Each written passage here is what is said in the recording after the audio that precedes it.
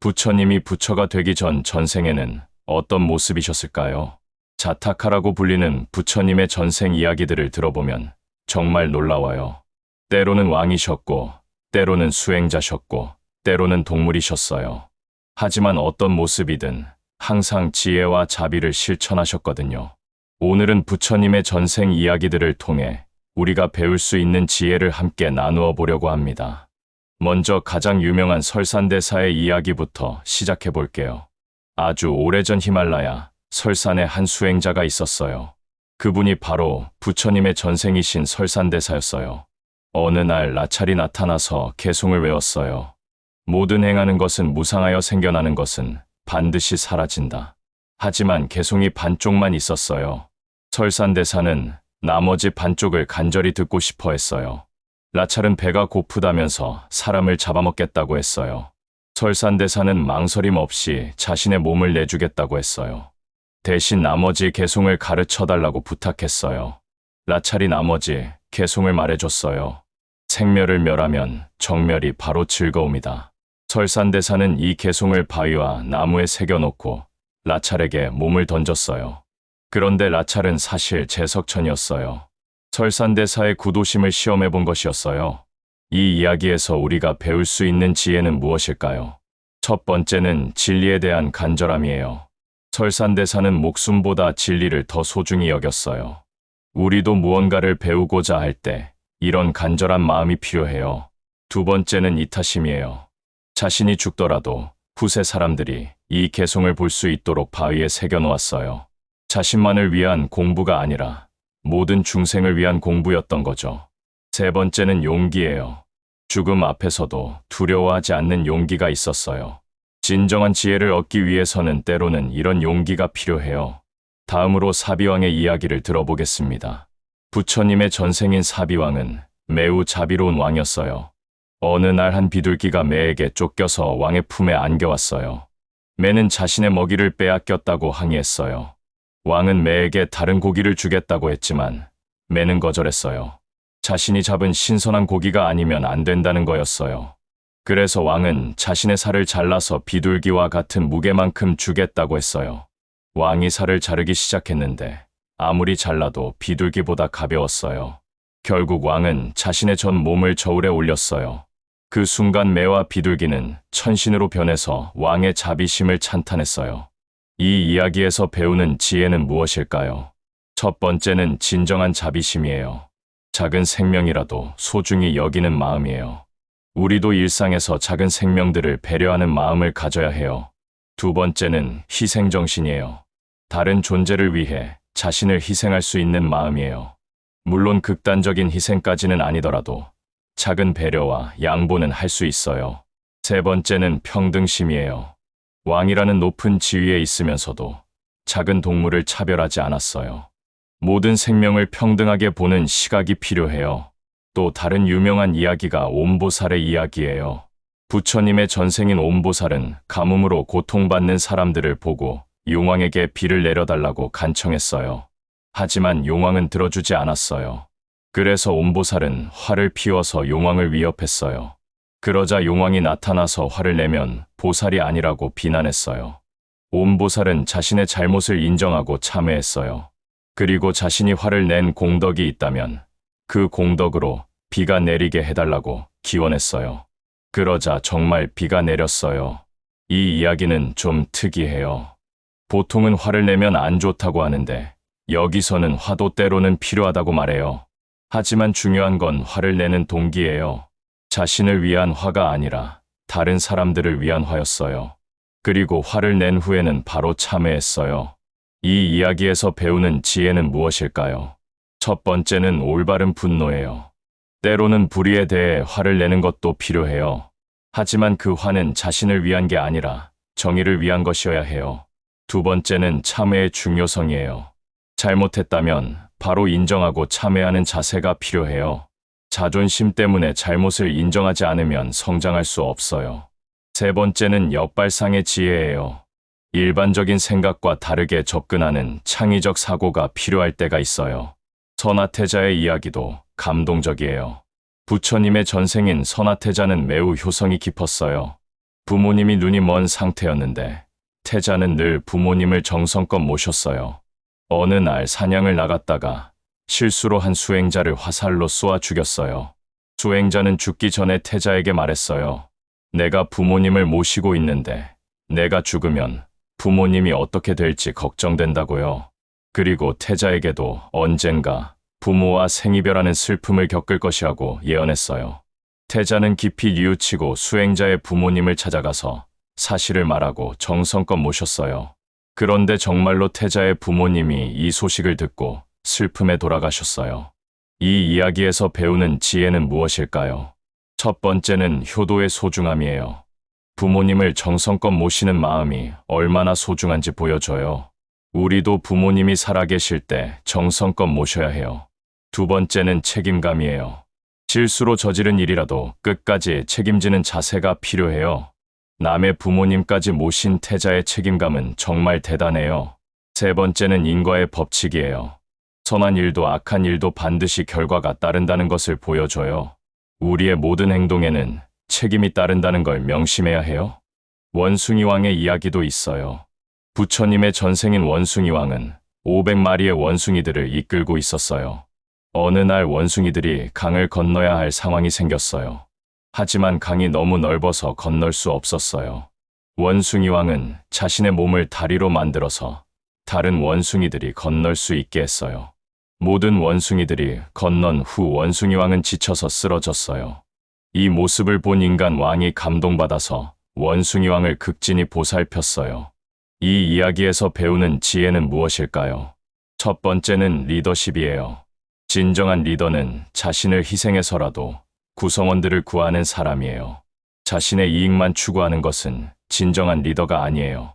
두 번째는 이타심이에요. 자신보다 다른 존재들을 먼저 생각하는 마음이에요. 이런 마음이 있어야 진정한 행복을 느낄 수 있어요. 세 번째는 감동을 주는 삶이에요. 원숭이 왕의 희생을 본 인간 왕이 감동받은 것처럼 우리의 선행도 다른 사람들에게 감동을 줄 수 있어요. 코끼리 왕의 이야기도 의미가 깊어요. 부처님의 전생인 코끼리 왕은 6개의 상아를 가진 아름다운 코끼리였어요. 어느 날 사냥꾼이 와서 상아를 달라고 했어요.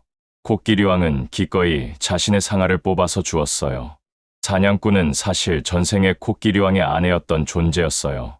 질투심으로 인해 나쁜 곳에 태어났다가 사냥꾼이 되어 복수하러 온 것이었어요.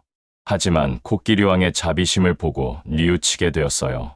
이 이야기에서 배우는 지혜는 무엇일까요? 첫 번째는 원한을 끊는 지혜예요. 악으로 악을 갚으면 원한이 더 커져요. 하지만 선으로 악을 갚으면 원한이 끊어져요. 두 번째는 베푸는 마음이에요. 아무리 소중한 것이라도 필요한 사람이 있으면 기꺼이 나누어주는 마음이에요. 세 번째는 질투심의 위험성이에요. 질투심은 자신도 상대방도 불행하게 만드는 감정이에요. 이런 감정에서 벗어나는 지혜가 필요해요. 금색 사슴의 이야기도 아름다워요. 부처님의 전생인 금색 사슴은 강물에 빠진 사람을 구해줬어요. 그 사람은 고마워하면서 이 일을 아무에게도 말하지 않겠다고 약속했어요. 하지만 나중에 왕이 금색 사슴을 잡으라고 현상금을 걸자 그 사람이 밀고 했어요. 금색 사슴은 잡혀갔지만 화를 내지 않았어요. 오히려 왕에게 인과의 도리를 설명해 주었어요. 왕은 감동받아서 금색 사슴을 놓아줬어요. 이 이야기에서 배우는 지혜는 무엇일까요? 첫 번째는 배은망덕에 대한 대처법이에요. 은혜를 원수로 갚는 사람이 있어도 화내지 말고 지혜롭게 대처해야 해요. 두 번째는 교화의 힘이에요. 화를 내기보다는 상대방을 깨우치려고 노력하는 것이 더 효과적이에요. 세 번째는 진정한 아름다움이에요. 외적인 아름다움보다 내면의 아름다움이 더 감동을 준다는 것을 보여줘요. 바라문의 이야기도 있어요. 부처님의 전생인 한 바라문이 브라만교를 공부하고 있었어요. 그런데 어느 날 부처님의 가르침을 듣게 되었어요. 바라문은 고민했어요. 지금까지 공부한 것을 버리고 새로운 가르침을 따를 것인가? 결국 바라문은 진리가 더 중요하다고 생각하고 부처님의 제자가 되었어요. 주변 사람들은 배신자라고 비난했지만 바라문은 흔들리지 않았어요. 이 이야기에서 배우는 지혜는 무엇일까요? 첫 번째는 고정관념에서 벗어나는 용기예요. 기존에 믿고 있던 것이 틀렸다면 과감히 버릴 줄 아는 용기가 필요해요. 두 번째는 진리에 대한 순수한 추구예요. 세상의 비난보다 진리가 더 소중하다는 확신이 있어야 해요. 세 번째는 변화에 대한 두려움 극복이에요. 새로운 것을 받아들이는 것은 두렵지만 성장을 위해서는 필요해요. 어느 가난한 여인의 이야기도 감동적이에요. 부처님의 전생인 가난한 여인은 하루 종일 일해서 겨우 한 끼 먹을 쌀을 얻었어요. 그런데 집에 가는 길에 배고픈 수행자를 만났어요. 여인은 망설임 없이 자신의 쌀을 수행자에게 주었어요. 그날 밤 여인은 굶었지만 마음은 기뻤어요. 다음 날 뜻밖의 일이 생겨서 여인의 삶이 완전히 바뀌었어요. 이 이야기에서 배우는 지혜는 무엇일까요? 첫 번째는 진정한 보시예요. 자신에게 꼭 필요한 것도 기꺼이 나누어주는 마음이에요. 여유가 있을 때만 베푸는 것은 진짜 보시가 아니에요. 두 번째는 즉석에서 실천하는 용기예요. 고민하고 망설이다 보면 기회를 놓쳐요. 선한 일은 바로 실천하는 것이 좋아요. 세 번째는 선행의 복덕이에요. 선한 일을 하면 반드시 좋은 결과가 따른다는 것을 보여줘요. 물론 결과를 바라고 하는 것은 아니지만 자연스럽게 따라오는 법이에요. 의사 지바카의 이야기도 있어요. 부처님의 전생인 지바카는 훌륭한 의사였어요. 어느 날 원수들이 지바카를 독살하려고 했어요. 지바카는 그 사실을 알았지만 피하지 않았어요. 오히려 원수들이 아플 때 더 정성껏 치료해 주었어요. 원수들은 지바카의 자비심에 감동받아서 마음을 바꾸었어요. 이 이야기에서 배우는 지혜는 무엇일까요? 첫 번째는 원수를 사랑으로 이기는 힘이에요. 원수에게 원수로 갚으면 원수가 더 늘어나요. 하지만 사랑으로 갚으면 원수가 친구가 되어요. 두 번째는 전문직의 사명감이에요. 개인적인 감정을 떠나서 자신의 직무에 충실하는 자세예요. 의사는 환자를 차별하지 않고 치료해야 해요. 세 번째는 인내의 힘이에요. 당장은 이해받지 못해도 꾸준히 선을 행하면 언젠가는 인정받게 되어요. 이런 부처님의 전생 이야기들을 보면 공통점이 있어요. 첫 번째는 자비심이에요. 어떤 상황에서도 다른 존재들을 사랑하고 배려하는 마음을 잃지 않았어요. 때로는 자신을 희생해서라도 다른 존재들을 구하려고 했어요. 두 번째는 지혜예요. 단순한 선행이 아니라 지혜로운 선행을 했어요. 상황을 정확히 파악하고 가장 좋은 방법을 선택했어요. 세 번째는 인내심이에요. 당장 결과가 나타나지 않아도 꾸준히 선을 행했어요. 때로는 오해받고 비난받아도 흔들리지 않았어요. 네 번째는 용기예요. 어려운 상황에서도 두려워하지 않고 옳은 일을 했어요. 목숨을 잃을 위험이 있어도 진리를 추구했어요. 다섯 번째는 겸손함이에요. 높은 지위에 있어도 자만하지 않았어요. 늘 배우려는 자세를 잃지 않았어요. 이런 부처님의 전생 이야기들을 현대에 어떻게 적용할 수 있을까요? 첫 번째는 작은 실천부터 시작하는 것이에요. 부처님처럼 큰 희생을 할 수는 없어도 작은 배려는 할 수 있어요. 지하철에서 자리 양보하기, 길에서 쓰레기 줍기 같은 작은 일부터 시작해요. 두 번째는 어려운 사람들을 돕는 것이에요. 경제적으로 여유가 있다면 기부를 하고 시간이 있다면 봉사를 해요. 자신의 능력 범위 내에서 할 수 있는 일을 찾아보세요. 세 번째는 화를 참는 연습을 하는 것이에요. 누군가가 나에게 못되게 굴어도 화로 갚지 않아요. 대신 상대방이 왜 그런지 이해하려고 노력해요.